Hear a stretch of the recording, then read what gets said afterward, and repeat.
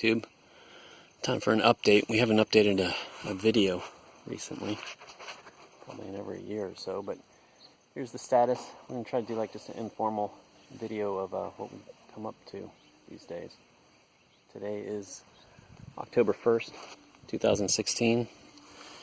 And the boys are inside putting some plaster on. We're walking up to the front door, and here's the door that we recently installed. It's not complete. It's going to be 2 French doors that are also Dutch doors, so that's why you see the 4 different sections here.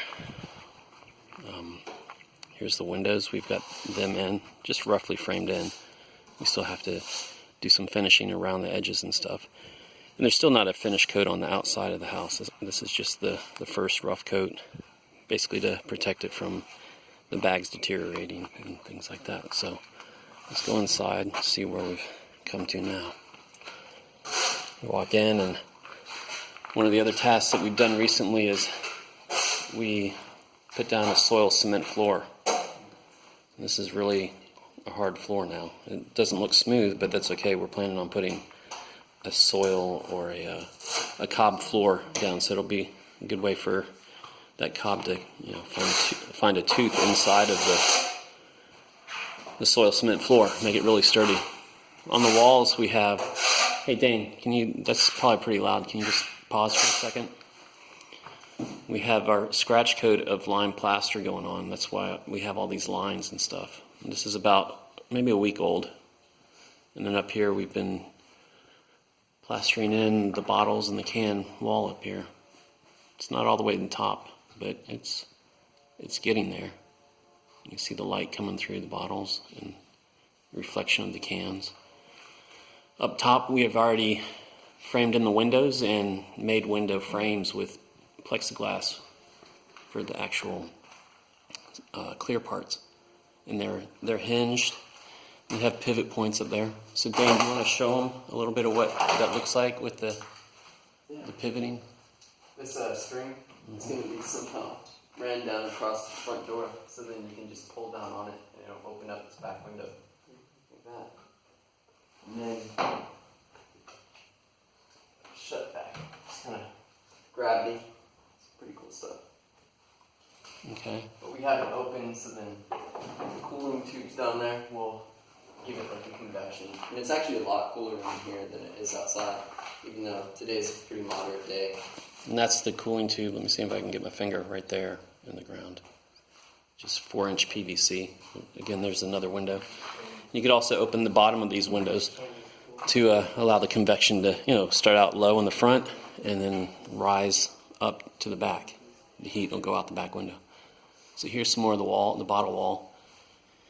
It's really, the light's really coming through it now, which is awesome. And, you're looking at the loft, and Hunter's up on the loft. So Hunter, what were you doing today up there? I was just brushing out the bottles and cans. So What were you using? Because they might. I was just using a wire brush on a drill, and I was also clearing out spaces in between the bottles and the cans so that we could fit the plaster in between there and it'd be nice and flush. Okay. So, and then what do you do to prep it? I mean, you've done that, and then what's the next step to prep it before you put the? Oh, and then we have this like little sprayer, and then we use to spray down the wall and get it nice and wet, so that whenever we put the plaster down, it bonds together. Yeah, and correction on the windows. It actually, the way these things function is we'll have a counterweight on this arm, and whenever the string isn't pulling tight, the counterweight will pull the window open. And then to close it, you pull on the string, which will pull from probably this corner right here, and close it nice and airtight. Okay. So see the camera again. Okay, and so here's some the French doors on the back are in too. We haven't completely weather tight them in, but those are a habitat for humanity fine. So are the windows. So we're trying to keep it as much recycled, upcycled kind of materials. The back of the door here is also upcycled metal. It's patinaed. It's rusty white enamel panels, but you can see the rust is really penetrated in it. This door is actually made out of angle iron and flat stock. You know, that's new. I mean, we purchased that, but even nowadays, the iron is recycled material too. So let me walk out the back. See, the guys are up on our recycled scaffolding. We made those. Those are what you call barrel racks. If you look at like wineries and stuff like that, you'll see these here. So I'm going to go out and show you our operation out the back. Here's our workhorse right here. It's a 1952 8N and has a dirt scoop on the back. We use that to not only pull but also collect the sand from the back of our property. We have a vein of sand in the ground that we are fortunate enough to have to source for you know, our cob mix as well as our plaster mix. So the plaster mix that we're using is 3 parts sand, sifted sand. Here's our sifting station. And then we also add 1 part lime. So, you know, that's known to be a breathable yet resilient water resistant plastering.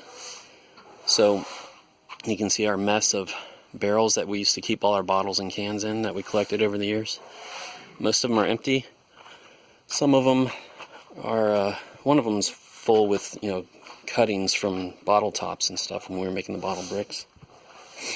And that seems to be closed. We still have some bottle bricks here in our wagon.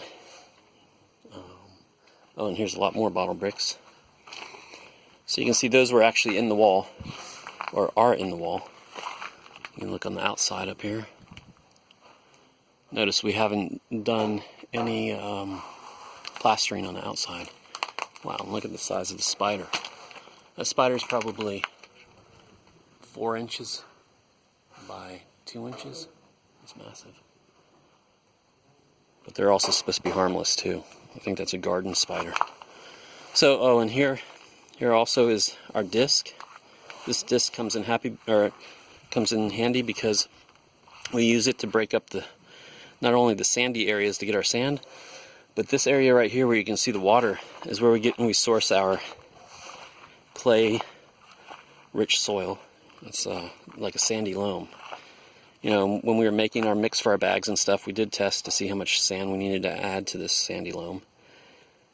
And those bags, if you tap on our wall, they are like a rock. So we did well with our mix. But you can see we've had some rain, and now we have our own little pond out in the front of this house that didn't exist before. A little bit of the scenery around the house. There's some more of our bottle racks right there. You can see we have quite a bit of them. And here's some leftover roofing. Our roofing came from a neighbor. They had a insurance claim and they replaced their whole metal roof. We have 2 stacks of it like this of remainder. So, you know, we were fortunate there too to only have to pay for our roofing at scrap price. You know, she sold it to us for what she would get from taking it to the recycler. So I think that brings everything up to speed. Here's the back, the mess of the place, but you know, we're really shooting to try to get it weather tight, so we can work out here when it gets a little bit cooler.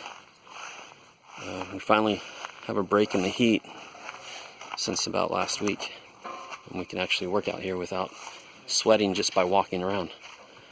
So thanks everybody for watching the video and giving us props for how it's turning out.